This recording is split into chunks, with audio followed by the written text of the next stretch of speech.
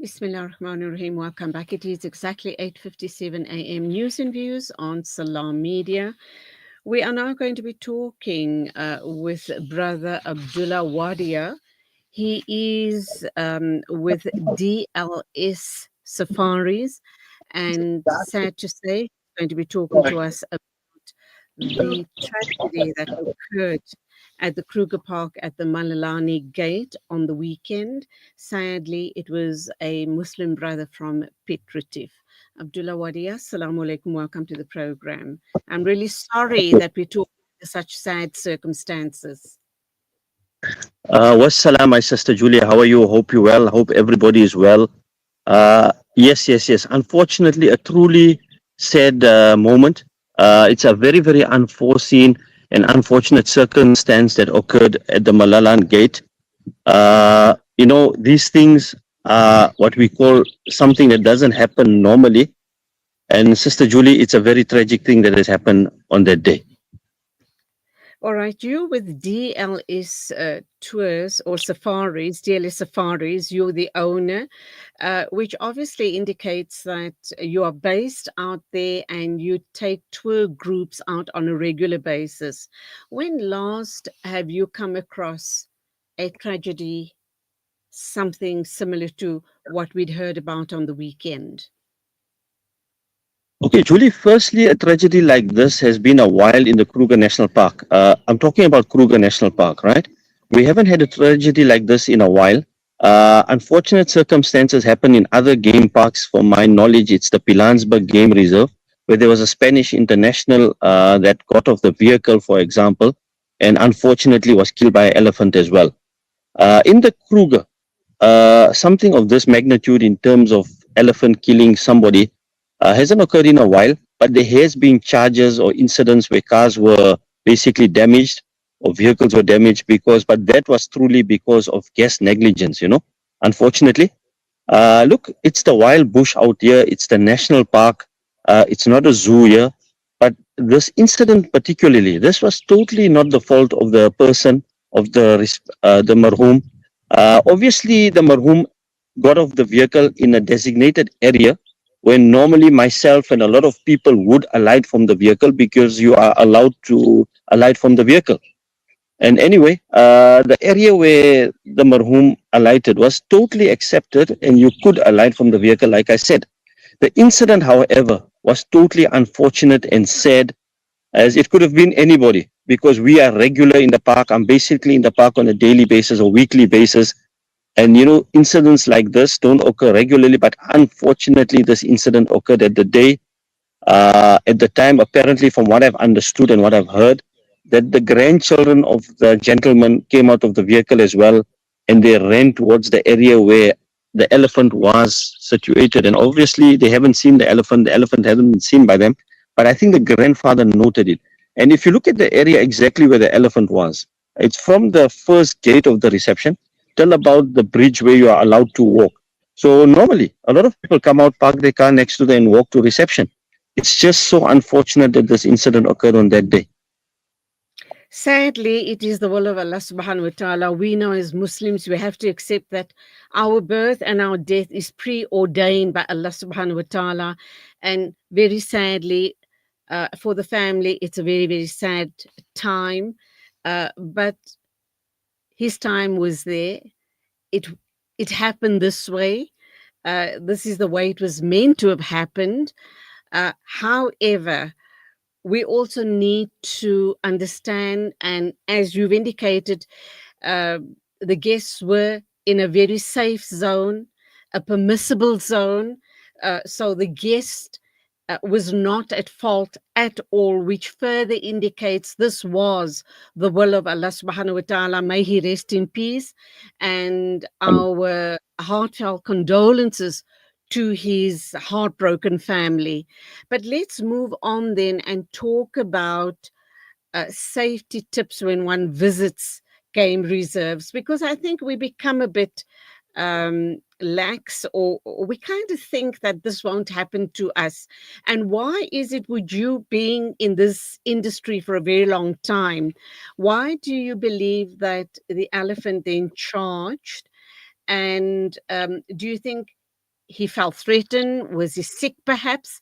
And what happens now to that particular animal? I've given you quite a number of questions there, so I hand over to you, inshallah. Okay, Sister Julie, firstly, we have to understand, right? In the National Game Reserve, these are wild animals, firstly, right? They are not tamed, they are not pets, they are not in a zoo. And obviously, the circumstances leading to this, there could be two or three scenarios which I, to my understanding. Firstly, male bull elephants when they're in musk. It's the season of musk at the moment, right? Okay. Male bull elephants, when they're in musk, they become very territorial, very aggressive, and it's not safe to be around them. Now, remember, secondly, if it could be a breeding herd is normally females with the babies. And we all know if you are a parent, similarly, like, parents protecting their children, animals will do the same because, example, it's the kids. Oh, sorry, it's their children, it's their babies. They're going to do anything to protect. So, scenarios could have been, for example, this male bull, if it's a male bull elephant, it could have been in mask, for example, and the grandchildren could have got too close, for example. And then secondly, if it's a breeding herd with babies as well, animals generally become very territorial, which is normal. It's a protective mechanism in the bush, and that is one of the most understandable scenarios that could have happened. But in a general mode, whenever, for example, you're entering a national game park, you're coming to a game reserve, guys, most important, remember, it's not a zoo. This is not a zoo. This is the natural environment. And I've seen, unfortunately, a lot of circumstances and situations in a Kruger provoked by guests, provoked by humanity, by human beings, by people just not abiding by the rules and regulations of the Kruger National Park. Firstly, you get a lot of people that don't understand the rules. Unfortunately, they come from different areas, different countries. And my honest personal belief, people from foreign countries should not be self-driving in the Kruger National Park. Yes, I'm not saying because we are owners of safari companies and we own safari companies, but it's a reality. If you don't understand the rules and regulations of Kruger, there should be a designated South African driver at least to indicate who understands the rules and regulations to basically take somebody in the Kruger National Park. Remember, like I said, we've got wild animals here. You have to understand animal behavior. You have to know how to deal with them. And there's a way of respecting nature, and in return, nature will respect you. Certain times I came across a lot of foreign vehicles or people that are traveling in private vehicles, lions on the road, and they open the entire door of the combi in the back. You know, they come with these H1s, these stereos, and that is totally unacceptable because you open a door to a problem. Remember, we are basically in the home of the animal. The Kruger wildlife belongs to the animal. We are basically visitors, and if we exceed our limits, we are trespassing because these animals are living in their natural environment, their natural habitat, and a lot of times provocation from us causes a problem. And then the poor animal has to suffer the consequences, which, in my honest opinion, is totally unfair. You have to understand the rules of a national game park when you're coming in. When you're driving, for example, also speeding. Speeding is an issue. There's reasons why there's a speed limit in the Kruger National Park. Because remember, if you speed, for example, an animal can cross you at any given time in the Kruger National Park. If you are speeding and unfortunately say an elephant or a buffalo or even an impala comes across you, there's going to be a huge repercussion. You're going to hit that animal. You're going to kill that animal and you're going to cause damage to yourself. And there's going to be unnecessary circumstances. So my sincere advice to people, for example, when you're coming to national parks, firstly, understand the rules and regulations of the national park. Understand where you're going. Go with somebody that has a total understanding of the rules and regulations. It is a safer option. Yes, South Africans are immune to Kruger. Like myself, me and my family from childhood, we were in the Kruger. Many other families are like that. There's nothing wrong with self-driving, but you have to know what you're doing. You have to understand the rules and you have to respect the animals. Total respect for animals is of utmost importance. And another thing is when we have kids with us, remember their responsibility on their own, right? So your own kids also, for example, I'll give an example. People who are familiar with the Kruger would know picnic spots like Shokwan, Afsal, uh, uh, even these type of picnic spots. And they are open-based picnic spots. Remember, there's no fences around them. Animals can cross at any time. I have had myself personal experiences with hyenas at Afsal coming close to the perimeter. So we should understand that, guys, you know what?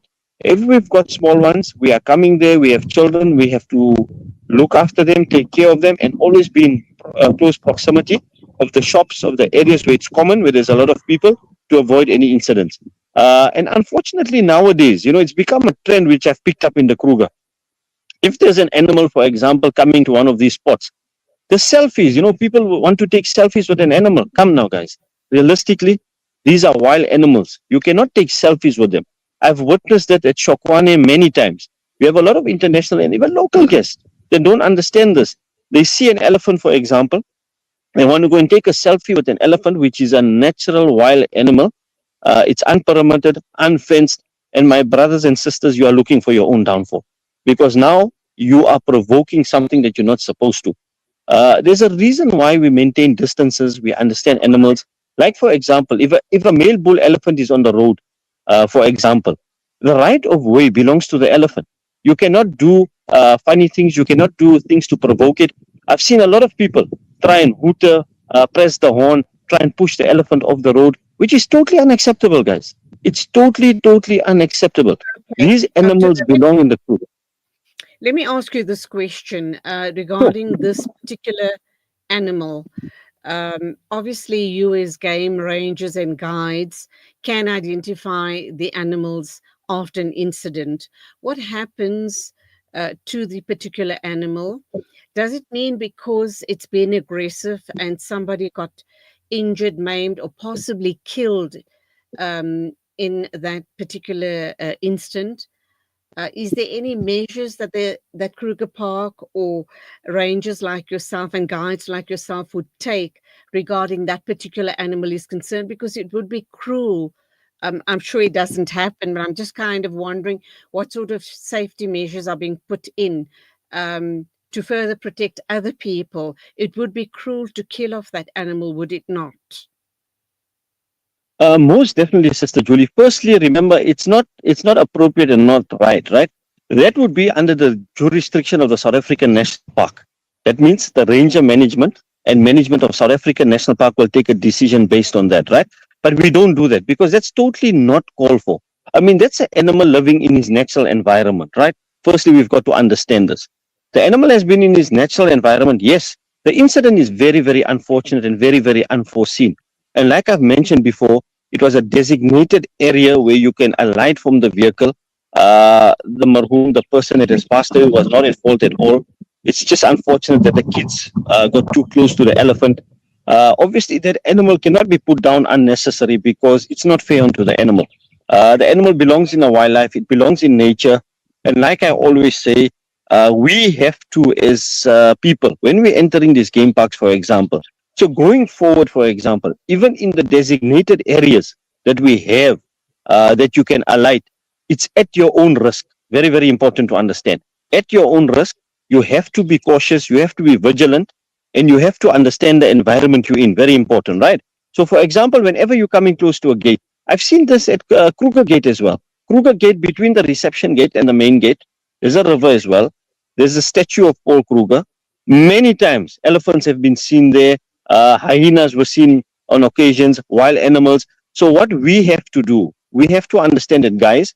My purpose when I'm coming close to you, get park closer or safest to the reception area. Do what I have to do in terms of getting a permit, getting my entry fee, and the main person of the vehicle. Try and keep all your kids in the vehicle. That's the most important thing. If you have children, don't allow them to alight the vehicle. It's your responsibility. Keep them in the vehicle. You go and do what is necessary at reception because you, as an adult, you have a better chance of understanding and doing things. Have your permit sorted out and get back into your vehicle, enter the gate, and follow normal processes. Very Okay. simple.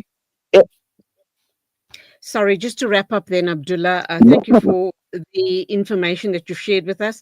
And I'm very pleased to see that we have Muslim safari owners, or you with DLS Safari. That's obviously your own company. Undoubtedly, you've been in the business for a very long time. So it's very encouraging for Muslims listening in and watching this program, that they can get in touch with people like yourself. Just to wrap up then, what was the immediate reaction, or what is the normal procedure that takes place in at the Kruger Park after an incident like this? Do they clear the entire area of all visitors, and do they try and get the elephant or the said animal out of that environment, so as obviously the animal is still very in a state of panic, trauma, um, protecting his or her own territory, and the chances are that they could strike again. So what's the modus operandi that is put in place by Sands Park after an incident like this? Okay, normally, for example, after an incident like this, right, because of the area it took place and where it took place, but like I said before, we have to understand that animals can parole anywhere in the perimeter. So it's incumbent that we take our precautions, right? From a South African National Park perspective, obviously that will be the discretion of the rangers, the section ranger, for example, the people in charge of the relevant area will then take a decision based what they feel is right and correct. They will take a decision on what has to be done with the animal or what has to be done in the perimeter. Obviously, to my understanding, obviously, this situation, I don't think it's fair that the animal will be put down or anything.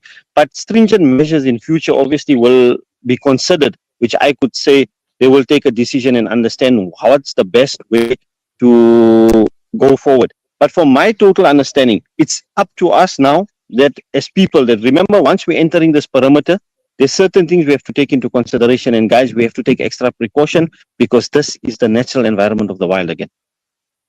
Okay, in closing, what else would you like to share with me? Basically, what I would like to say, guys, the bush is a beautiful place. Like me personally, in the bush since I was a very, very young kid. I love the bush. I enjoy the bush.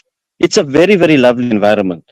Look, unfortunately, a circumstance like this has occurred, but we can all learn from it, move forward. I wouldn't say move forward is the appropriate way to the family members. Our sincere condolences with the family members. May the Almighty make it easy for them, ease their pain, suffering, and we should all be uh, easy with them, and condolences to them. But like I said, guys, wildlife is beauty. It's very, very beautiful. Just take your precautions, follow rules and regulations, and then you can always enjoy bush experiences. Okay, so respect the environment, respect wild animals, and you in turn will be protected. Please do pass on our sincerest, heartfelt condolences to the family. I believe they live in Pet Retief. Please tell them that the Salam Media family has sent salams, duas, that the marhum reaches the highest stages in Jannah, and Allah give them sabr, Amen. inshallah. Amen. Inshallah, we'll Jazakallah. do so, inshallah. Jazakallah so much, Sister Julie. Jazakallah to all the listeners, inshallah. I hope it's beneficial to everybody. Assalamu alaikum. Fi amanillah. Ameen, Ameen. Allah bless and reward you. Thank you for all the information you shared with us today. Go well, and Salaam Alaikum to you as well. It is exactly 16 after 9 o'clock. Time for our next ad break, and then we'll be moving along with our interviews right here on News and Views on Salam Media.